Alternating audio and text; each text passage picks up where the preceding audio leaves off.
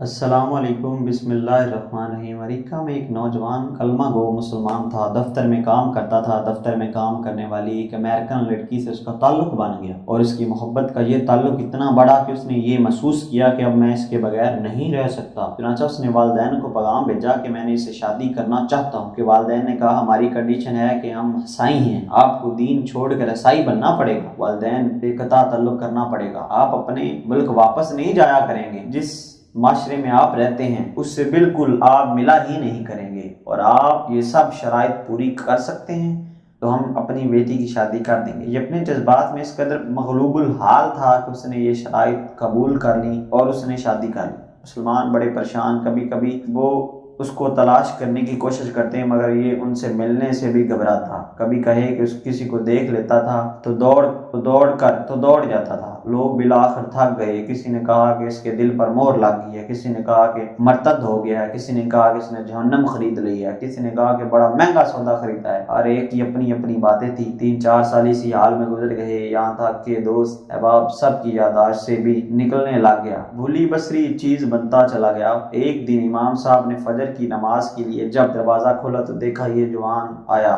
اس نے وضو کیا اور مسجد نماز کی صف میں بیٹھ گیا۔ امام صاحب بڑے حیران ہوئے، ان کے لیے تو یہ چیز بالکل عجیب تھی۔ نماز پڑھائی اور اس کے بعد اس نے سلام کیا اور پھر اس کو لے کر اپنے حجرے میں گئے اور پوچھا آج بڑی مدت کے بعد آپ کی زیارت نصیب ہوئی ہے۔ اس وقت اس نے اپنی حالت بتائی کہ میں نے اس لڑکی کی محبت میں اپنا سب کچھ قربان کر دیا، بہت کچھ میں نے اپنا ضائع کر دیا، لیکن جس گھر میں میں رہتا تھا اس گھر میں اللہ کا قرآن رکھا ہوتا تھا۔ میں جب کبھی آتا جاتا اس پر نظر پڑتی تو میں اپنے دل میں سوچتا کہ میرے مولا کا کلام ہے، یہ میرے اللہ کا قرآن ہے اور میرے گھر میں موجود ہے۔ میں اپنے نفس کو ملامت کرتا تھا، اعمال تو میرے برے تھے لیکن دل مجھے کہا کرتا تھا نہیں، جس کا میں نے کلمہ پڑھا ہے اسے محبت ضرور کرتا ہوں اور اس کی نشانی میں نے اپنے گھر میں رکھی ضرور ہے۔ اس طرح کئی سال گزر گئے۔ ایک دن میں آیا اور حسب معمول میں نے گزرتے ہوئے اس جگہ پر نظر ڈالی، مجھے قرآن نظر نہ آیا۔ میں نے بیوی سے پوچھا یہاں ایک کتاب ہوا کرتی تھی، وہ کہاں ہے؟ غیر ضروری چیزوں کو میں نے پھینک دیا ہے۔ میں نے پوچھا اس کتاب کو بھی؟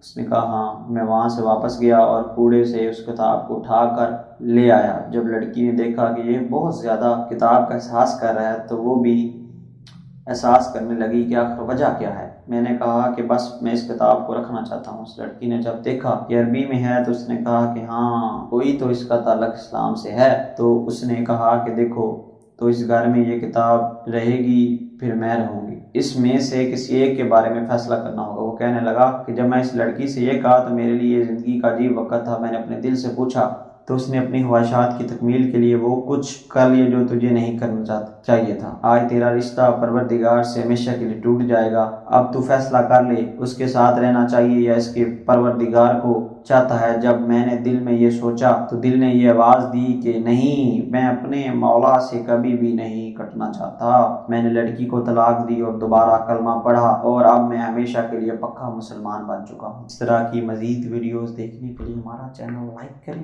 سبسکرائب کریں، بیل کے آئیکن کو پریس کریں۔